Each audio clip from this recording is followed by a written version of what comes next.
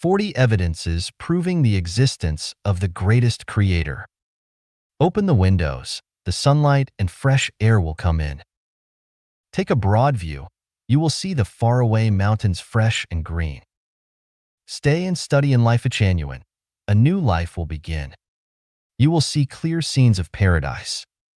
Once we calm our minds, we can feel that there is a supernatural power in control of the movement of the universe and the birth and death of all things and the track of human life. No one can deny the fate, yet no one can grasp his own fate. Everything about us seems to be prearranged by certain powers, and we are only moving according to the life courses assigned to us. So, does this supernatural force really exist or not? Is there a supreme intelligence manipulating everything? If not, then how did the universe come into being? Where did the diverse and varied life on Earth come from? And if there is such a supernatural force, where does it reside? What form does it take? Is it like a human? What are its characteristics?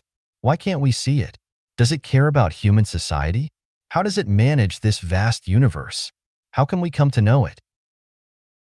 23. The bright eyes, windows onto beauty. Of the six senses of vision, hearing, smell, taste, touch, and spiritual sense felt by the six sense organs of eye, ear, nose, tongue, body, and mind, vision accounts for more than 80% of our understanding of the material world. Although more than 80% of the knowledge of non-material world comes from the spiritual sense, vision is the foundation for spiritual sense. Thus, eyes are called the windows of soul. Vision relies mainly on eyes. Although purely a material physiological structure, eyes can project the forms and movement of the boundless universe onto our brains, which enables us to survive effectively in the complicated nature. Without eyes, a man cannot live effectively. Without eyes, the mankind cannot survive effectively. Then how do eyes come about? Is it possible that the miraculous and intricate eyes have evolved from a single-celled organism and developed into the fully functional and perceptive eyes of mankind? Man's eyes have two functions. One is the function of vision, and the other is the function of aesthetics. The formation of vision involves an entire system of highly efficient image analysis structure. Strictly speaking, the objects we see are not the same objects, because a period of time has passed in the process from the perception of an object to the imaging of the object on the retina to the conceptualization of the object after being reflected to the brain by the nerve system. Although it lasts only several 10,000ths microsecond, theoretically the image in the brain is already not the image of the real object. For example, a flower we see may have withered after some time, but the flower in the brain is still the one originally reflected. For another example, when a relative of ours has passed away and is no longer alive, our brains still retain the lovely voice and happy countenance of the deceased. How does vision happen? Vision is a reaction to the stimulation of light energy of the eyes. An object will reflect the light from the sun or other light source. Via pupils and lens, the reflected light will fall on the retina for imaging to take place. Then, stimulated by light energy, the nerve cells on the retina will convert light signal into bioelectrical signal, which will deliver the vision information to the nerve center via optic nerves and finally to the brains. The brain's mechanism for analysis, judgment, and identification will form the concepts of the object's size, shape, and color and then pass on these concepts to the related departments of the body, ordering them to maintain a high vigilance and be ready to respond to emergencies. For the smooth running of such a complicated program, a man of supreme wisdom is needed to conduct perfect design of the eyes, just like the design of cameras by scientists. We can know that the eyes are designed by the greatest creator through the following passages. 1. What is visible to the eyes is only the visible light with wavelength ranging between 400 millimicrons and 760 millimicrons. Beyond this visual range, the world is completely different. The blue sky is no longer blue sky. Our eyes will be dazed by the variegated and weirdly colorful scenes created by the cosmic rays like infrared, ultraviolet, gamma ray, beta ray, X-ray, electromagnetic wave, and particle flux. In less than 10 minutes, our nerve system will become turbulent, and we will all go mad. Moreover, we may occasionally view spirit, immortals, goblins, devils, and monsters, paradise and hell, or even the thinking waves in other people's mind. Then we will no longer be able to be human and enjoy the beauty of life in this muddle-headed and unrestrained manner.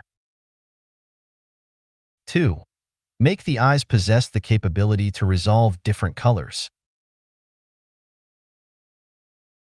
Within the photosensory cells in the cone of human eye's retina, there are three different photopigments, which can respectively absorb the blue light with a wavelength of 445 millimicrons, the green light with a wavelength of 535 millimicrons, and the red light with a wavelength of 570 millimicrons.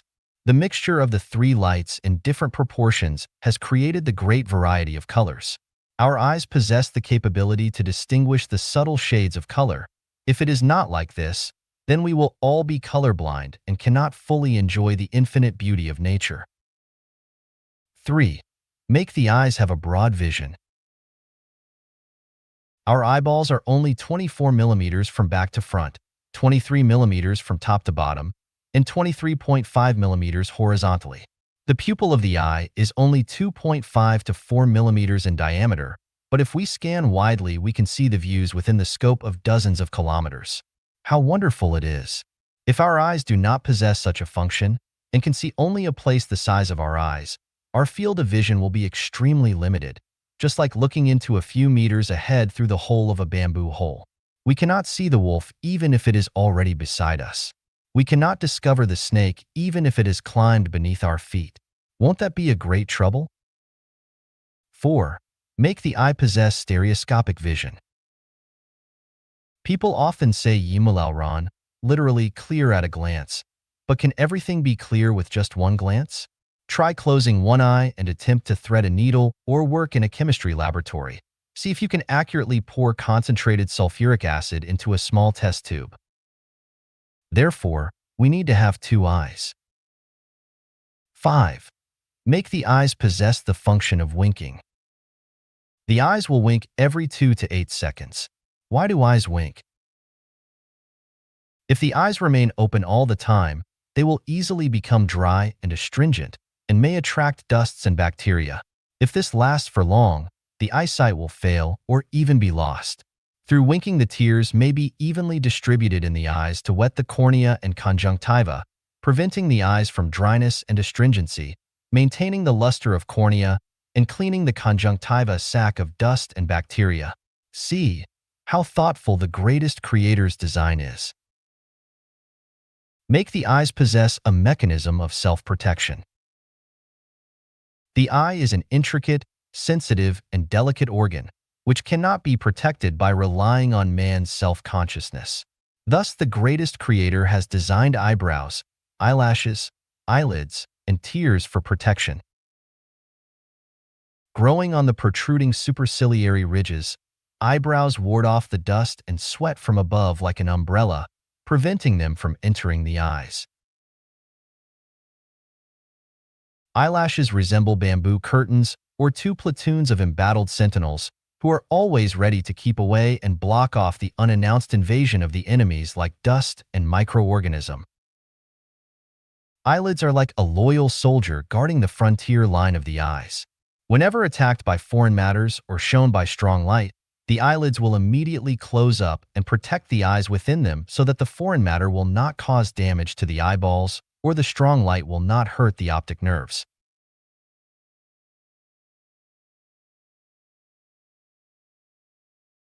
Whenever foreign matter or bacteria has invaded into the eyes, the tears from lacrimal gland will pour out and flush away the foreign matter.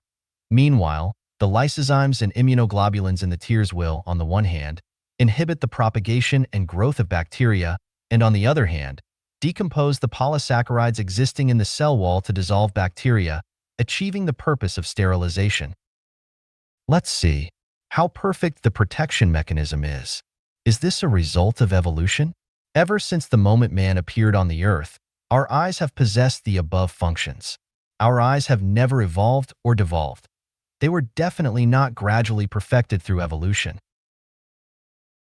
Apart from the above visual functions, eyes also have aesthetical functions. We can derive aesthetic enjoyment from bright eyes, talking eyes, amorous eyes, and coquettish eyes, and so on. I have almed hundreds of schemes to adjust the size and position of the eyes to find out whether there exists a better design of the eye's size and position. For example, place the eyes at the top of the head, at the back of the head, or on the buttocks, or in the palms, or beneath the mouth, or exchange the positions of the eyes and the ears, or replace human eyes with the eyes of the horses, or those of rats or frogs. It turned out that only the current size and positions of the eyes are just right, and any slightest changes or alterations will only lead to ugliness. You don't believe it? You can try it. We can see the greatest creator from our eyes and the magic and profundity of his wisdom.